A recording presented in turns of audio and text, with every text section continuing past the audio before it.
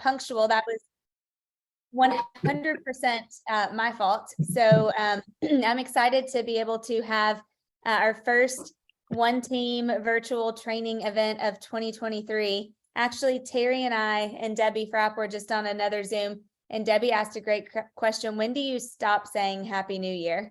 So I'm going to say it if I haven't seen you. Happy New Year. I don't know when you're supposed to stop saying it. I just feel like if I haven't seen you and it's January, then it's a Happy New Year. If you are able, and thank you to those of you that do have your cameras on, that is so awesome. So it makes our panelists feel very like they're not just talking to a screen. So thanks guys for having your cameras on and for being here. So today we are going to talk about setting up your year for success. It is only January the 12th. And so I know a lot of you probably have already planned and are planning your year still. And I just think after talking to a lot of agents and having done this for several years now, it's okay, Matt, I'm glad you're on. Having done this for several years now, sometimes depending on getting through the holidays and what your schedules look like, it's hard to front load and plan your year. And so I think going into January and planning is still okay. So I don't feel like we're too late in doing this. And I have on 3 awesome people who are great leaders and great business owners. And I just want to be able to have them share some things that they do with you guys to set their year up for success. And I'm going to share a couple things as well. So let's go. And if you have any questions, just type them in the chat. And then we'll get to them and answer those as well. Let's just start with intro. Liz, you want to go first? Let's just tell everybody who you are and a little bit about yourself, and then we'll get into the deep stuff. Absolutely. My name is Liz Henry. I am the creator and founder of Market Center Mentorship. It is a company that runs productivity coaching programs for market centers. And I'm also an agent here in our Dublin, Ohio office. Awesome. Thanks. Josh? I'm Josh McConnell. I'm co-owner of McConnell Real Estate Partners in Isle of Palm, South Carolina, which is the Charleston area. And I'm probably more on here because my background is financial planning and as a former CPA. So coming into this, I kind of brought a more formal approach to the brokerage here with budgeting and planning and preparing. And so my background is financial planning. I actually was talking to Adam, coaches Josh and his wife, Jen, and I was talking to Adam and I said, who do you think that you coach is the best for planning for the new year? And he literally did not hesitate. He said, Josh. And so I was like, okay, Josh it is. Terrie, my fabulous and wonderful coach. Fabulous. It's funny, Josh, because we just did a survey to clients and asked for what are their number 1 topics that they want to hear. I don't know if you took it yet, Dana, or not. And guess what came back? Financial and wealth building. So it's one of the hot topics that is out there today. So you ought to stay real busy with that. So who am I? Is that what you said? Yes. Terrie Foster Nowland, and I'm celebrating being in the real estate industry 40 years this year. I'm pretty excited, and celebrating a big birthday. And I do mean celebrating. So we are, I've been coaching for pretty much, you coach your whole life because you coach all the time. However, formally about 13 and a half years, leaders across the country, even some insurance agents, different various forms of coaching, different forms of training. And that's what I do all day long. I own 3 market centers with partners. I am not the operating partner. I am the secondary partner. And we own various businesses. So my husband and I just keep adding every year new properties, new business to our portfolio based on what's worked. So I'm excited to talk to you about how to plan for that a little bit today. Yes, perfect. Okay, so Terrie actually only gets to be with us for the first 30 minutes. So if it's okay with you, Josh and Liz, I'm going to have Terrie kind of go first, and then we'll go from there. Okay, that is really funny. You're the second person that texted me. This is not wine and this is not vodka. This is natural spring water. I know the bottle looks obnoxious and huge, but I'm on this kick. I read this thing about drinking out of plastic and now I'm freaked out. So I'm trying to drink out of glass. And this is the only thing. So many people have texted me today and said something about this is my second one. So I'm running to the bathroom a lot. So just to clarify, I'm not drunk at 1 o'clock in the afternoon. It is natural spring water. And also I don't drink alcohol in the whole month of January also. So there's another thing for you guys to have a tidbit Oh on my that. God. I know what our next coaching call is going to be about. I'm already hearing it. Exactly. Okay. Okay, Terrie, so kick us off. Why is setting up your year for success important to you, Josh? Thank you. And what are some of the tools and best things that you do? Because you and I talk about this nonstop. I feel like the whole month of December and January, really starting in November. I have one word for that, and it's anchor. You have to have something to anchor you. Yeah. And I believe whether you want to call them goals or intentions or purpose, whatever it is, you've got to have something to anchor you. And I think the next piece of advice for that is whatever it is that anchors you may not be what anchors everybody else in the world that looks so fascinating and exciting. And oh my gosh, I want to be like them. So I'm going to do that too. And we can talk more about that if you want to, but I think it's important because it's an anchor. Love that. Yep. Okay. Josh or Liz, actually, do you guys want to chime in real quick and talk about why you think it's important, or why it's just even to you specifically? Sure. I mean, for us, we want a guide to make decisions through the year, right? So it's chaotic and it's a wavy industry. And Yeah. so we want a basis that guides our decision making through the year and ensures that our goals can still get hit and we don't get lost. It's very easy if you don't pay attention, like, if you're not measuring it, then you're losing sight. And I think it's important for us, one, to just stay aware and have some kind of logic around what do we do if X happens.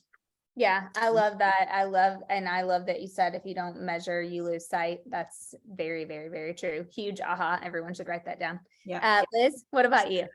I'm going to piggyback a little bit more on what Josh said with it. I feel that clarity is very big key and important when we talk about our big why, our mission, vision, value. Josh, that's a little bit of how I clarify if the decisions I'm making, are they in alignment with what my big why, my mission is, because that allows me to keep track of where I'm going. Am I on the path that I'm supposed to be on, or have I wandered off, and how do I get back to where I am? So I think a big key to that one is clarity. Terrie talks about being anchored down to something, a little bit of the same concept, but being exceptionally brutally honest with yourself about what is it that I want to accomplish, because if you're faking it, you're not going to get real results. Yeah, I totally agree with that. I was actually thinking to, like you look at, and Terrie kind of hit on this, but I feel like we look at all these other people, or I do, maybe I'm the only one. And I'm like, man, they're so successful. Like, how does John Maxwell do all the things that he does in his world all the time? And he has, he lives just such a, just a perfect life. Like, even when you're with him, you never see him look at his cell phone, just he accomplishes all this stuff. And you might have your person, like you might think of people like that too.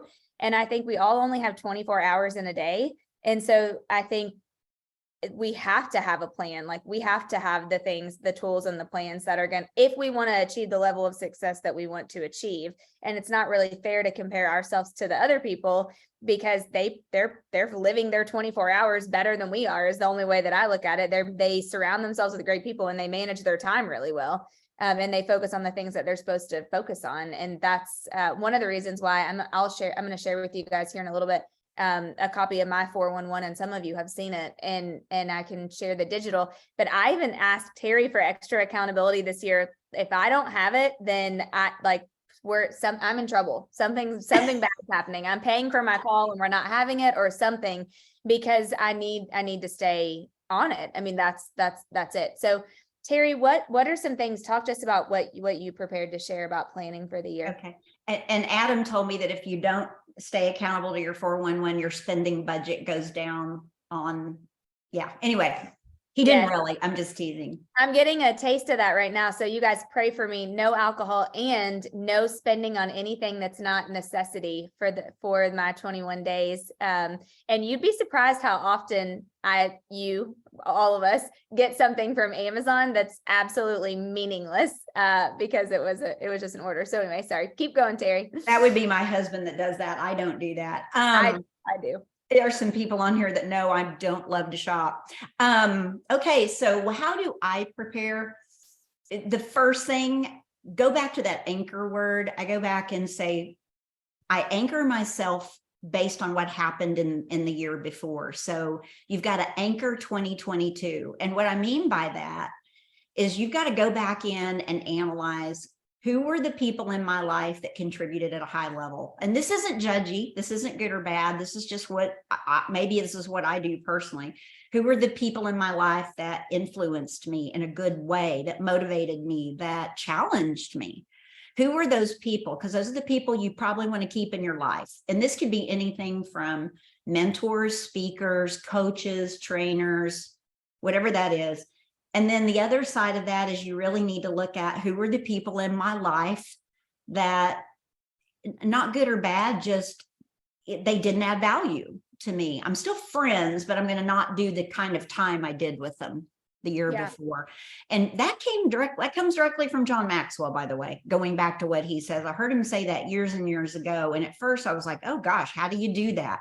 It's an analyzation. This is nothing more than awareness, right? Who grew me, who kept me neutral, right? Even in friendships, possibly. You have to, and then so you anchor that. You also anchor, I go back in and I anchor, what events did I attend? What training did I attend that improved me based on what my goals were? Because we get in this trap of going, oh my gosh, there is training every week, and we can go to 5 trainings a week, and we can go to 5 trainings a month, and oh my gosh, there's new masterminds. And we can go and do that so much that our brain can't hold all that. Our brains are not built to hold all that data. Yeah. Our brains are built to hold whatever it is that drives us towards our goal. So only attend the training and anchor the training, the events, and the people to what supports your goal. Liz mentioned alignment, right? Another thing that I do, other than the people and the events, what was good, what worked, what didn't work, is I take a look at my top values again. And I do a value alignment with myself. David and I are not consistent on doing it as a married couple. We should be. And yet I know still today that my top value is legacy. And I know my value statement is going to stay the same, which is creating legacy in people, not just for people. And I know that I want that legacy never to end. So any choices, decisions that I make are going to align up with legacy. They're going to line up with honesty. And line up with respect. So if the people, the training, the goals I have don't line up with those 3 top things, then I'm going to probably have to say no to them. So it's a distraction if it doesn't line up, kind of like your time, Dana, like you were talking about earlier. Yep. And I took, there you can get lists of questions to sit down and ask yourself. And frankly, for me, that's like going shopping and you put me in a big warehouse where everything's on sale and I can't decide. Oh my gosh, it's like you give me too many choices and it shuts me down. I mean, honestly, it shuts me down. I work better off small choices. Some of that's personality. Same thing with questions. So this year I narrowed my questions down to like 5 things. Other than the people and the events, I said, what did I actually learn from last year? And it might be more than one thing, but what were the overarching things I learned last year about myself, about my work, about what I loved? So what did I actually learn? The other thing maybe this is an age thing, but I started asking myself last year, what did I want to be remembered for based on what happened in the year? Now that seems like a wide open question, but it's interesting because there are things I want my family and my kids and my grandchildren, which that may grow. I don't know, that I want to be remembered for. And a lot of that is experiences. I don't want them to be remembered for the money I left them or the properties I left them or the estate they get. I want to leave with them experiences, because I want them to create those same experiences for their families if they choose, which also goes back to, hey, how do I make the money to do that, right? And then I think the last question I wrote down that I asked myself, I'm looking at my notes here. What was I most grateful for? That was it. And I didn't start with that. I wanted to end with it, because when you ask yourself those other questions, then it uncovers gratitude, whether you believe it or not. And I just believe gratitude is the key of everything. So I analyzed 2022 and I anchor myself to that. And what I mean by that, this was real easy for me this year to go back to 2022 and go, what did I say I would do? What did I do? Where did I miss the mark? What surprised me? Like, there were two businesses that surprised me this year. One was the Airbnb business and the other was the hay. We have a hay farm. Don't judge me on that. So it's like the hay farm surprised me and the Airbnb business surprised me. So anything that surprises you probably means you're going to do more of that in the next year. So all of that analyzation, looking at your business, looking at your P&L, what did I learn from that? What do I want to change? What do I want to keep? What do I want to do more of? And then anchoring your thoughts and your finances to that is what I did. And then I always do the wheel. I don't know how many of you about that. Yeah. The wheel. I call it the life wheel. Some people call it the wheel of life. I've got one still the good old fashioned way. There's some you can do online, but I love to do this. I can share it if you want me to, I think. Yeah. Let me see if I've got it pulled up. I did have it pulled up because I was sharing it with somebody earlier. And I'm making a note. We'll email it with the link of resources also. Okay. I may have to do that because I may have taken it down to conserve space, but basically it asks you question. I know it's on there. I don't know where it's at. You answer some questions on a scale of 1 to 5 in different areas of your life. It's real short and sweet. And then it lets you plot your own wheel, meaning if you can imagine your wheel in physical, spiritual, business, friendships, blah, blah, blah, you're ranking yourself in all these categories. And then you draw the wheel out, it shows you where your flat tire is. And interestingly enough, I mean, friendships can be the flattest part of my tire. And it's because I'm so tied up in work, the people that I'm around. And honestly, sometimes I think my friendships are the people at my work. It's just saying to me, God's calling me outside of that because I'm still touching the same people over and over again. And he wants me to do something bigger with people that I need to be around, that I'm not around all the time. So I do that wheel because it gives me awareness on my blind spot about where I feel like I'm weak at. And then that goes on my goal planning. What am I going to do different to fix that? Well, last year it was actually doing a dinner with my friends, my close group of friends that I don't see all the time and often enough being a coach, and just going to dinner once a month with them, celebrating something, hanging out, having fun. And that helped last year. And it's always the kind of thing I'm kind of like, oh, it's at the end of the day. I've had people all day. I really don't want to go be with people again. And I know a couple people in here, they're probably laughing at me about that because they think I want to be around people all the time. But at the end of the day, you're kind of going, and then you go and you're great, right? And it's not about for you, it's about for them sometimes. I had one of my friends say, well, that's great that you feel this way, but we want to be around you. You're robbing us of not being with us. And we're like, okay. Terrie, I saw the funniest thing today. Lisa Montalvo, some of you know Lisa, she runs our commissions department hub in our offices. She posted something on her Instagram that said, adult friendships be like, I miss you. Let's hang out in March. Yeah. I need that. I need that. Or I get, you really don't have enough time. No, it's planning like 90 days out planning. Well, and here's the last thing I do, because to me, this is a life audit. I don't know if you've ever heard it called, when you ask yourself those questions, when you analyze where you were to your goals and you don't beat yourself up about that, you're just auditing life. your own life. And I think the one that I miss out on every year is the whole journaling thing. I quit calling it journaling. I started calling it writing. And then my coach helped me with that. And Terrie, doesn't have to be daily. Just pull your notebook out and write a little bit and put it away. I fail at that every year. And it all boils down to a life audit of, I just don't want to be alone in a room and, without something to do. Well, that's a whole problem in itself. Okay. So your life audit helps you look at these things and find one thing a year that you can change or do differently. And that's what this is kind of a life audit. And that's pretty much my easy steps. I take everything that I've written down that I want, whether it's financial, personal, or spiritual, or whatever, I write it all out. I take the sheet that Dana's going to show you hers. I use the exact same 411 sheet and have for years, and it gives me clarity, shows me financial flow, helps me see things in a broad picture. I even still print it out, and it looks like, anyway, it's ugly. And then I use that once I feel pretty good about it. I put together what I call my vision picture. It's not a board. It's in a picture frame sitting right over there on my shelf right now. And I can't help but see it because I look that way a lot. And it just reminds me of my 411, and no judgment. It makes me happy because I see my grandkids and I see my husband and I see the life we've created.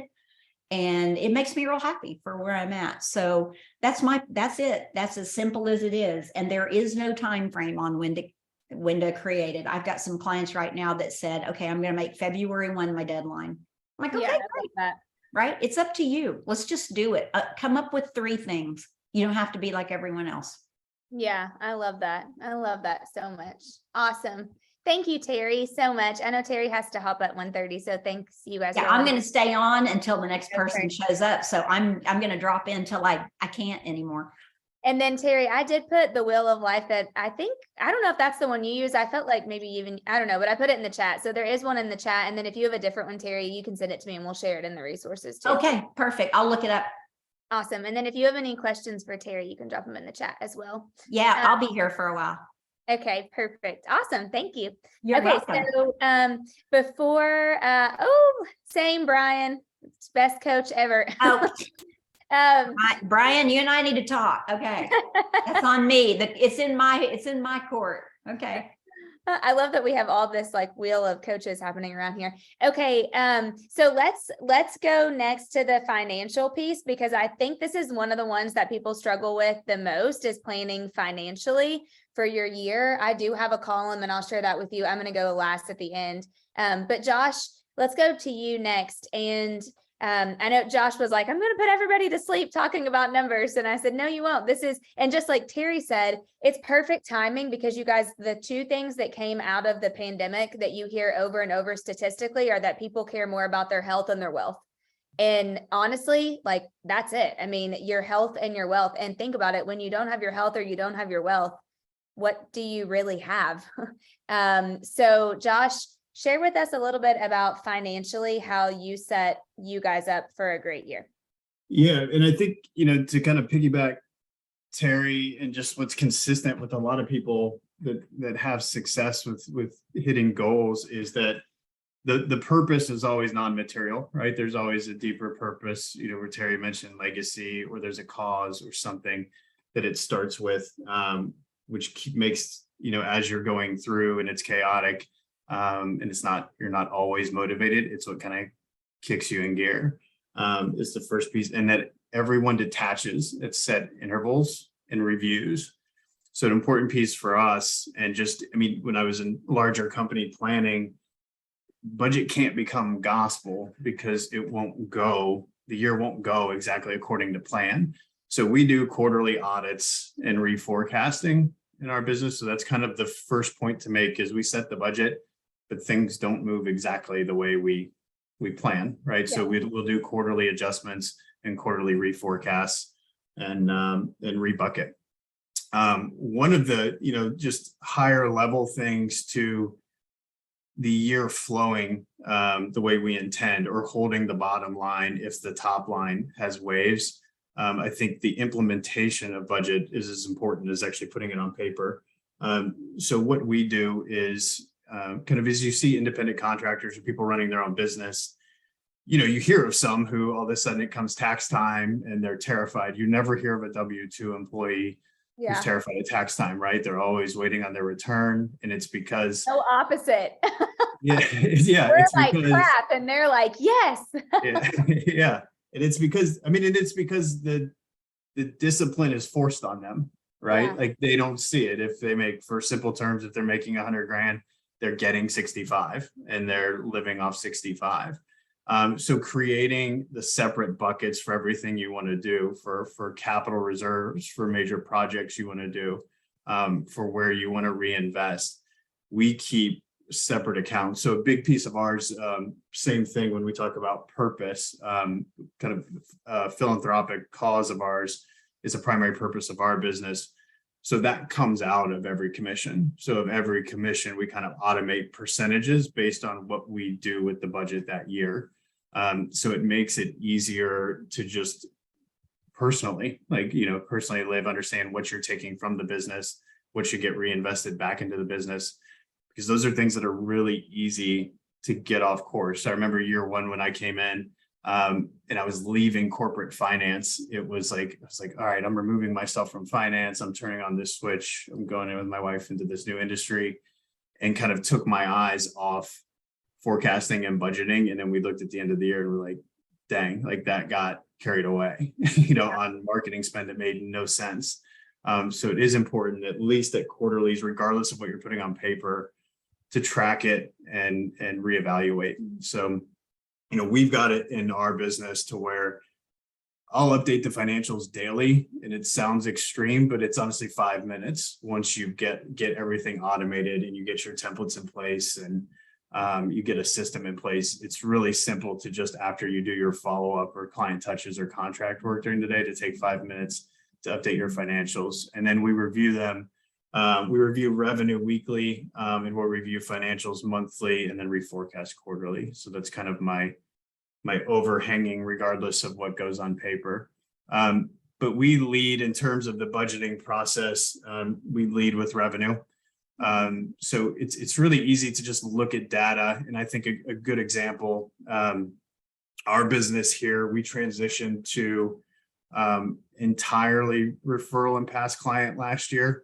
So we expected a decline on bot leads, and then the similar type of increase on organic business.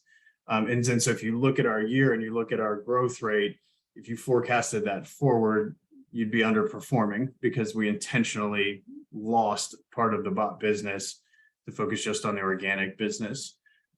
So we look for, in at high level for that, how it applies to everyone else, is to look for trends within your database or trends within your business to try to better forecast. You can't just look at the top level number and understand what's going on. You have to go deeper. So like we'll look at clients who bought. So when clients buy, we'll tag them based on, in our CRM, we'll tag them based on how long we think they'll be. And we talk to them, we say, is this a 3-year house, a 5-year house? Is this a forever home? And we tag that. And then so we know, okay, if they're tagged at 3 to 5 years, I just look back in the database at who bought at that time frame. And then I apply a factor and I say like, okay, it's a 25% chance that these people, buy and sell this year. And then again, we apply that factor. And I know, like, when I explain that to some agents, they're like, that makes no sense. Like, you can't have 25% of a transaction, but it's just trying to weight it so that the end number comes to, like, one will be 0 and one will be 100. So I apply weights and I track people as they buy as to when I think they'll rebuy, which helps us. When we were investing in the marketing spend, I would always assume a 2.5 to 1, because we would always set a 3 or 4 to 1 return as the minimum. Mm-hmm. But you don't realize you're not there until you're already losing. So I always took off of that and was conservative and said 2.5 to 1 on whatever marketing spend we spend. Hey, Josh, do you care to say, sorry to interrupt, do you care to say what was the deciding factor, the determining factor, and why did you guys go from referral, repeat sphere, and bot leads to strictly just referral? Organic, yeah. For us, it was really a shift in what we intended to do. I think as we came in, last year, we were looking to add agents and start scaling. But then as we got through Q1, we really shifted gears and said, we more just want this to be Jen's my wife and I doing this. And so we're like, well, if we're at capacity organically, then let's take it from there and just do a complete transition. And it also, when the market's moving down, it gives you a little bit more flexibility as well. Yeah. So- What did you guys end up doing last year, unit wise or volume wise? We did just under 40 million, Okay. 50 transactions. Thought it was right around that. Yeah. Okay. Yeah. So, That's awesome. and that's kind of the logic we try to apply as we look at the database. We tag that the database is, as good as we can. We keep our same touch system in place and tweak it, for what we think worked and didn't. And then we think we improve on it each year. So if I'm using last year's growth projections to forecast forward, usually, again, like I mentioned, I was an accountant. So pretty much in everything we do, there's conservatism. And then if we end the year and we've got a bucket that's bigger than what we forecasted, 50% goes back into the business, 50% goes to passive income, and 25% goes to passive income and 25% goes to projects or spend Jen's bucket. So Jen's a consumer like me. home improvement. Oh, So yeah, so we always, in same thing on tax, we have a separate tax bucket, a tax account. So out of every commission, there's automatically a bank account that pulls straight into that. So we're not thinking about it. Or capital projects, if we have a moving truck and we'll replace that every 5 years. So I don't want to surprise $50,000 expense coming up. So there's a bank account that a percentage of every commission goes to replace that. Right. And it's the same thing with any capital reserve that we would do that. So that, again, is the implementation of the budget. But we, talking tactically through what we do, we look at trends, then get to the top line. And then really we look at it by source. So whether it's past client referral, agent referral, there's a couple other avenues that we're at. Like Dave Ramsey Realtors is one of ours. We're preferred with a couple of companies down here like Boeing. So we break it into the buckets, and each of those buckets has different margin, right? So on agent referrals, we bucket in a cost of sales for the agent referral fee. And then we just really are itemizing it out to get to a gross margin number. And then go ahead. I'm sorry. Go ahead. Sorry. And then from the gross margin number, then it's really independent of every business, but then we basically go ABC through everything. We go through all of our advertising and marketing buckets. So even though we do bot leads, we still do a lot of branding. We go through client experience. We'll plan. So really end of November, early December is when we line up all of our client events for 2023. Yeah. So we've got dates and we've got costs. And usually if we lock in costs, we end up saving money by doing it early anyway. And those are things that really will do the core items that won't vary with volume. So we know hey, regardless, even if the market's down 20%, like last year, our market was down 7.5%, but we still kept all of our core activities. So we'll go ahead and line those core activities up. So 5-6 client events through the year. And then the other 5 touches that we have with clients are where we can get variable with it a little bit. And we can adjust spend if we have to. So Josh, there are numbers people on here. Patty, she said you rock. Okay, quick question. So one of the things I really was wanting to, because I get this a lot from agents, is how do they know when to spend money on something versus not spend money on something? And I always will go back to your budget. What does your budget show that you can spend money on right now? And then typically they don't have that. And so for instance, I know one of the things that you guys did that I think is what I would call an investment is you invested in a PR company, right? To help you with the company. So what advice would you give on them determining where and what to spend their money on? And I know you kind of said it already, sourcing, but anything else you would add to that? Yeah, well, some things some things and you have to acknowledge, which is tough as a finance person or an accounting person, is that you can't do an ROI on everything. PR being one of them.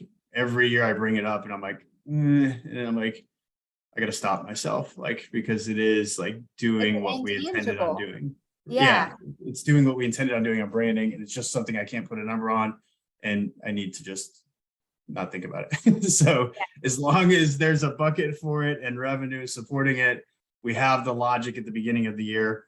And I think if you take the time at the beginning of the year, and you don't have to do it in a day, do it in a, put it on paper, then come back in a week, give yourself a week to think through it and come back, get guidance from somebody else. So my wife and I bounce it off each other, bounce ideas off each other, get somebody else to look at it and try to be objective with it, and then finalize it. And then I look at it as percentages, and we always default to deferring spend.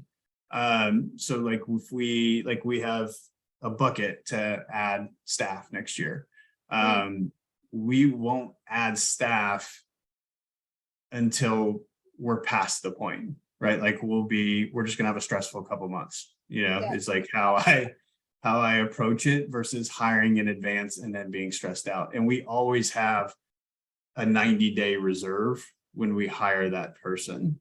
So I'm never like hiring that person as we're moving through the growth.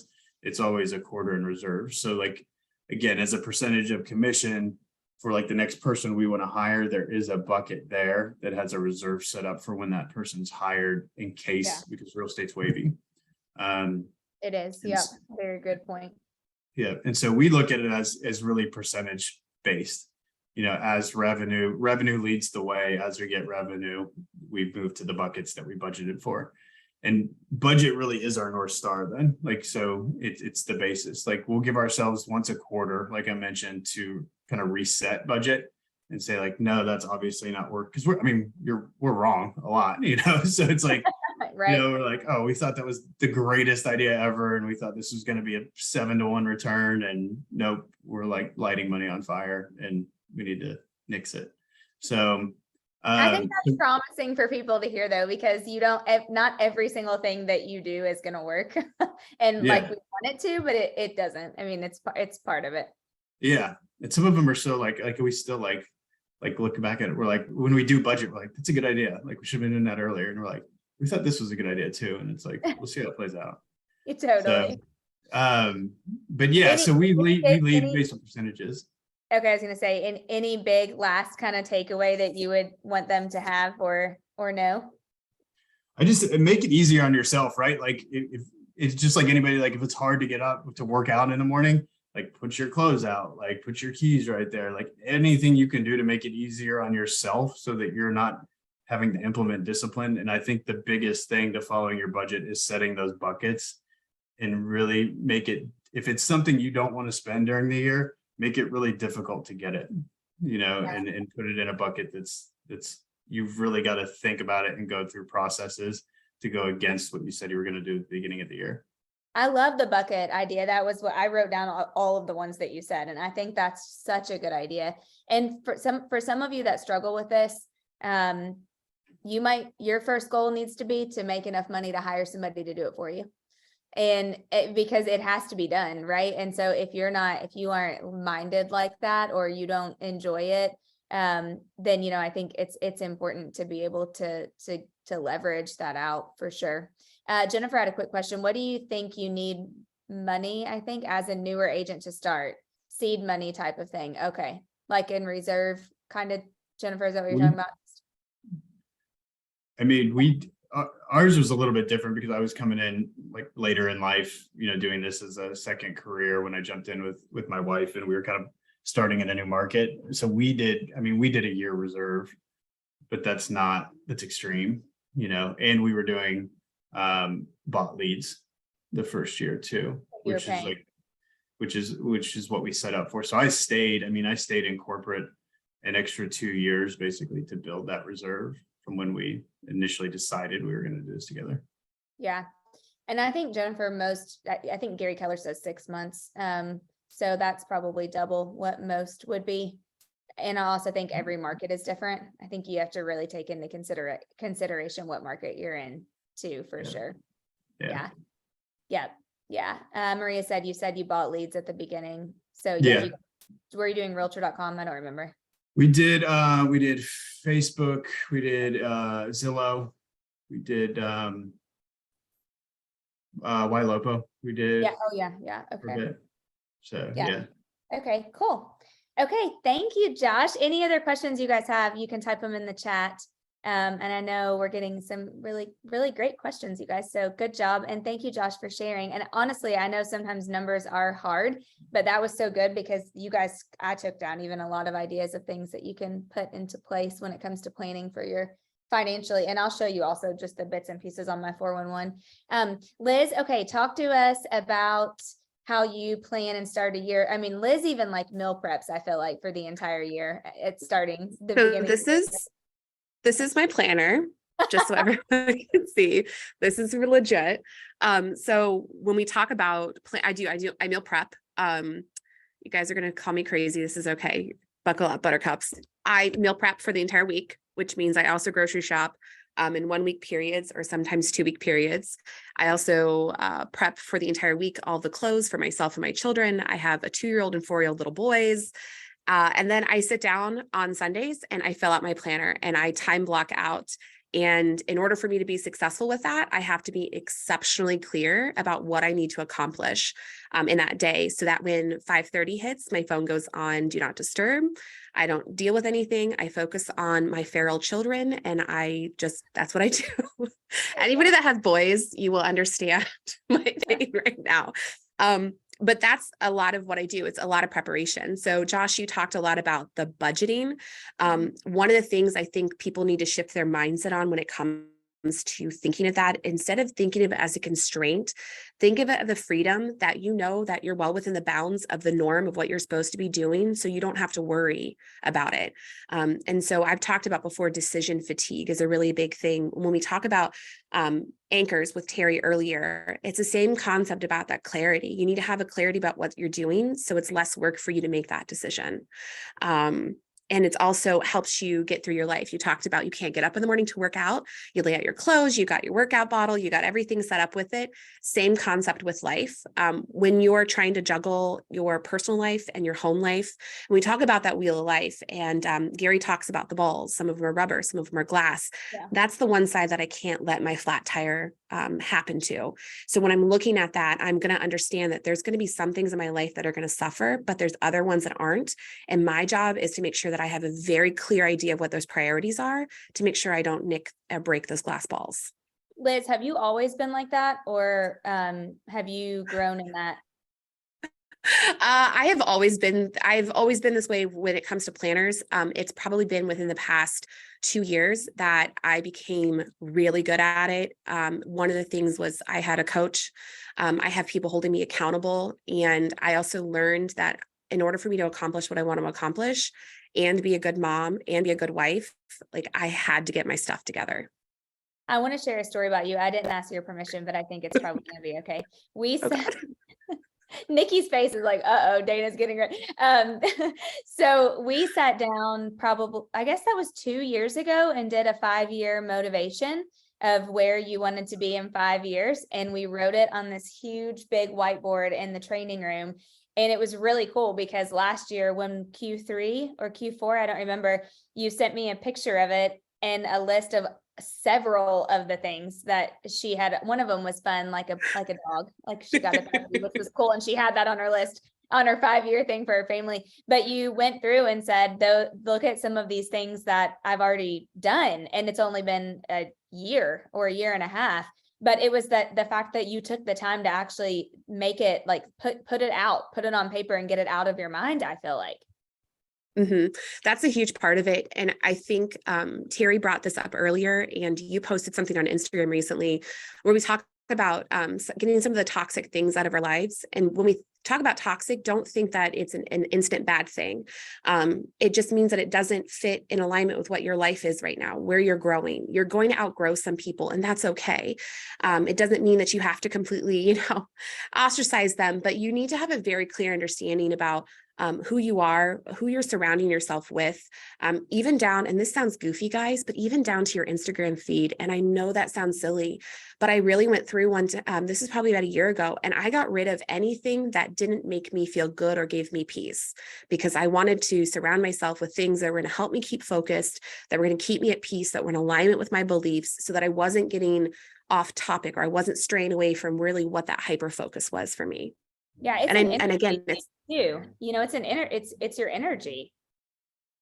Abso-freaking-lutely. It's a, how is this in alignment with what my mission, vision, and values are for myself? Is this in alignment with what I want for my children? Those kind of things. So that's, again, you guys have got to gain clarity on it. And sometimes it's going to be really rough, and you're going to be brutally honest with yourself, and you're not going to like what you're going to hear about yourself, because you got to look at the good, bad, and the ugly to really gain understanding of what it is you're trying to do.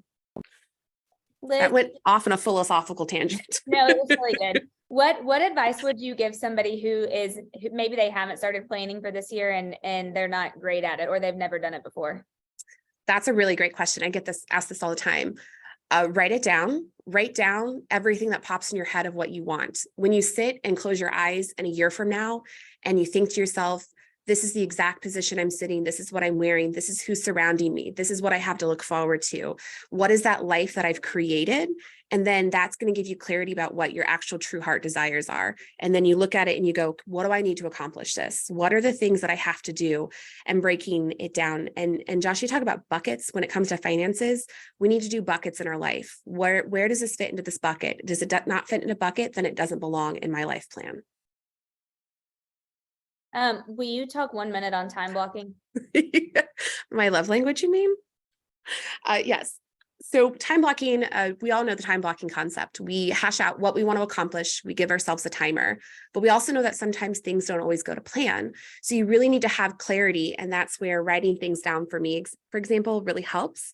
So I'm able to move and shift things around. So when the hiccups happen in life, I know with certainty that I have the cushion and the wherewithal to understand, here's my top priorities. If this top priority has to be done, where do I fit this in my schedule to make sure it gets done? And where are the other subset things that I do not need to be doing? And Jennifer, yes, I have a ton of whiteout. I literally have like an entire little packet, yes, that's labeled with whiteout. But for me, it's also cathartic because it helps me gain clarity and it helps me review what I've done. You gave us a task recently, Dana, to write down what you did every single day for a week straight, and I did it. Yeah. And it was shocking. It was like, did I really need to spend that much time doing that? And why did I spend so much time doing this? And I missed out on this. That's a great exercise for those of you that are looking to really figure out where you spend time, yeah. Or if you're looking to accomplish really big goals and you also want to have, whenever people talk about the balance, like having the good balance of life and business, that's a great exercise to do. Terrie has had me do that for years, and it really brings a lot of clarity. Can I challenge you guys? And this is a hefty one. This is like a hard challenge. This is going to go in tangent with what Josh said earlier, but it's a 30-30 challenge. For 30 days, write down everything you spend, write down everything you use your time on, because your priorities are based off of what you spend your resources on, your time, your money, your energy, your emotions, everything. Figure out what it is and find out what you're wasting your time on, find out what you don't need to be doing, and find out what you want to be doing. And that's going to be a huge thing. Yeah, I love that. Thank you, Liz. Great job. Great job. If you have any questions for Liz, she is the ultimate organization person. So type them in the chat. She's great at goal setting and planning. Of course, I have 7 minutes left and my lawn people just showed up. So sorry if it's loud or if my dogs go crazy, like they might here in just a minute. So I wanted to just end with sharing a couple of tools with you guys, and happy to take any questions about them as well. And then, yeah, Liz and Josh, if you guys wouldn't care to put your contact, like an email or contact info, whatever you're comfortable with, in the chat, just in case they have more questions, that would be awesome. And then I will also put Terrie's, since she is gone, but there's her email. That's a perk of being in the business 40 years. You get just your name at KW, just your first name only at kw.com. I'm like, man, I'm jealous about that. So there's a couple of things, and I'm so bummed I left one of them at the office when I was just rushing back here, so I'm not gonna be able to show it to you, but there are 3 things that I use religiously with planning. And number 1 is my calendar. I print out individual one pages. This is what I don't have to show you, but individual, a month at a glance, pages, papers of physical paper calendars. And I use pencil because things do change. And Adam and I take the first week of January every year and we plan out our calendar as far as we can in advance. We put our vacations in, we put the kids' tennis tournaments in. I put any in-person things like conventions or speaking or, the John Maxwell event, anything that's really important to me throughout the year that I already have dates for goes on there. And I actually already have things all the way through December.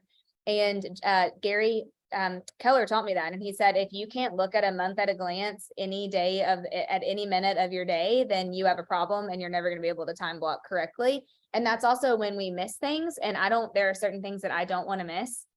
Personal time is very important to me. I work very hard and like to play really hard. So it's really important for us to go on some sort of trip once a quarter. And so those are things that get put in. Because if I don't put them in, then I'll just work over them. And hopefully I'm not the only person on here that does that. The next thing is my 411 and an actual vision board. And I'll post the links for you in here, but I'm really big on visual. If you're a visual person, will you type it in the chat? I'm just curious to see who is a visual. I'm a very visual person. And so I have to have an actual visual. I did poster boards forever. And then I realized I couldn't carry them around with me all the time. So I created a little Canva thing that you can make your own vision board. And they are lots of visual people. Yes. Okay. So every year I create this vision board. Adam creates one, and actually the kids create one too. And we print them out and we laminate them. Liz, Adam did get me a laminating machine for Christmas, by the way. I've been asking for one for 2 years and I finally got one so I can laminate my own stuff at the house and I don't have to run to Staples every week to laminate something. But this is my vision board. And so I really encourage you guys, like, it is so cool to go back and check off things that you've done. And if you don't put them out there, you have like a 80-something% chance of not achieving them because you're not putting them out there, right? You're not putting them on there. Abby, you have to find the right picture. You got to get yours done. I'm going to hold you accountable to that. Kate, I love you said your whole family does. And you'll see on here, I have my word of the year. I have my verse of the year. I have business goals. I have personal goals. I have selfish goals. John Maxwell and Gary Keller both have given me permission. It's okay to be selfish when you're planning your goals because they're about you. They're for you and your family. And you should have some selfish things on there. But for me, doing the vision board every year is probably the best tool. It's honestly probably the number one thing matched with my month at a glance paper calendars that I stick to. I have this, well, you can see it. I have it as my backdrop on my computer screen. I have it laminated in my planner. I have it in my little notebook. I have a copy on the fridge, on our little freezer on the side. I have a laminated copy that's in my Bible. So in my quiet time. So mix that with the digital 411. And this is going to freak some of you out and you're going to get off the Zoom. I'm going to watch the numbers and see who gets on. No, I'm just kidding. It's going to freak you out. But honestly, this is probably one of the best tools I've ever used. And many of you have probably heard of a 411. It's how you track.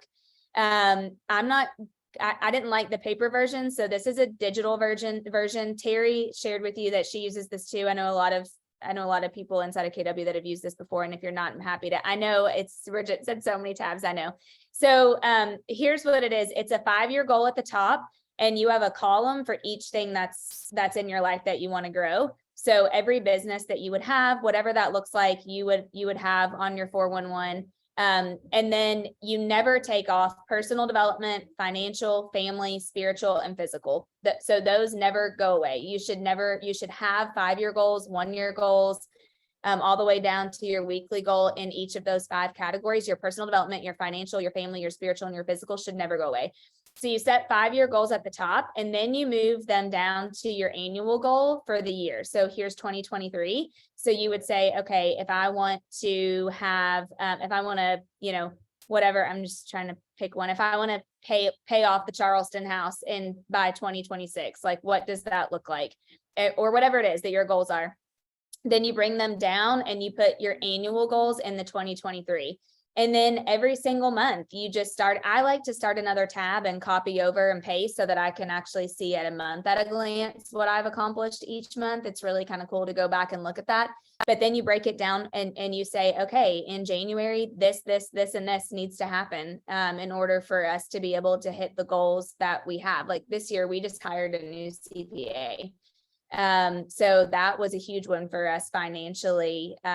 We wanted to go somewhere warm in Q1, really warm, like tan warm. So, I had to plan that. There's just certain things I know that if I want to get to where I want to be physically, then I'm doing no alcohol for the month and I need to walk 10 miles a week. So then you bring it down and you do week by week. So week 1, week 2, week 3, week 4. Whatever doesn't happen in the first week, you carry over into the second week, but really, it's not really like a to-do list. It should be the most important things that you need to have done to be able to move the needle forward. So like if you look at investment, one of our investment goals for all the way for the next 5 years drops down. We're building a 6-plex right now in Kentucky. And so in this year, it needs to be finished and I will need to have it fully rented at $1,650 per month.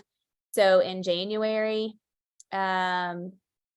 that was another thing, get progress, get completion date. And then I had a second draw I had to pay. So like it breaks down. So then the first week I needed to get the draw from the bank. I needed to finalize closing date and I needed to actually pay Cameron. So like there's things that are big rocks that must be done.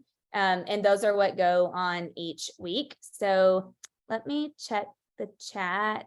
Oh yeah, Adam's note at the top. I discovered that yesterday when I was actually on my call. Yes, Liz and Brian do a class on this, and there is one later this month on the 26th. And I'm going to share in the chat. Only 2 people got scared of that, you guys. I just looked at the number. Okay, we did good. We did really good. Either that or everybody just wants it to be nosy and see see things, which is totally fine too.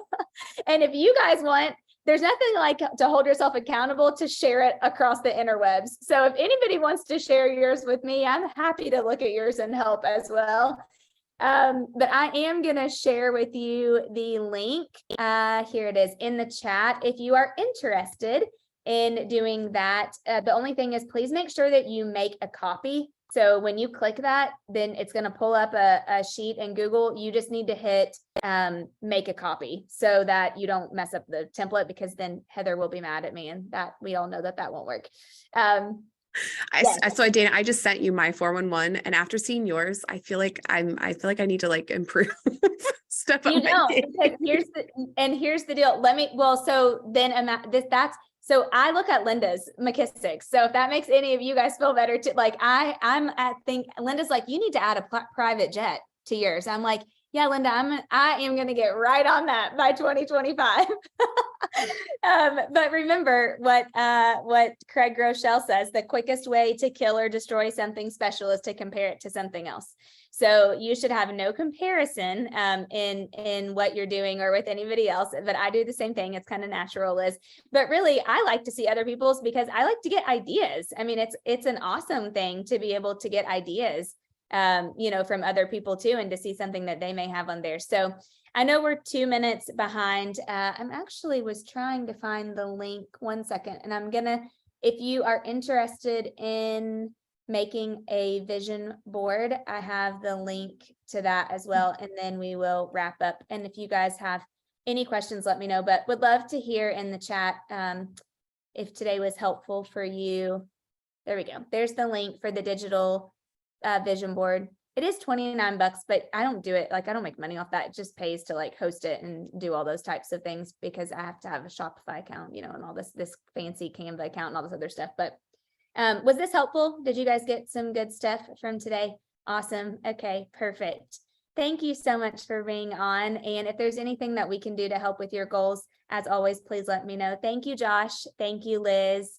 And thank you, Terrie. I know she's off. Oh, I did miss your story, Stephanie.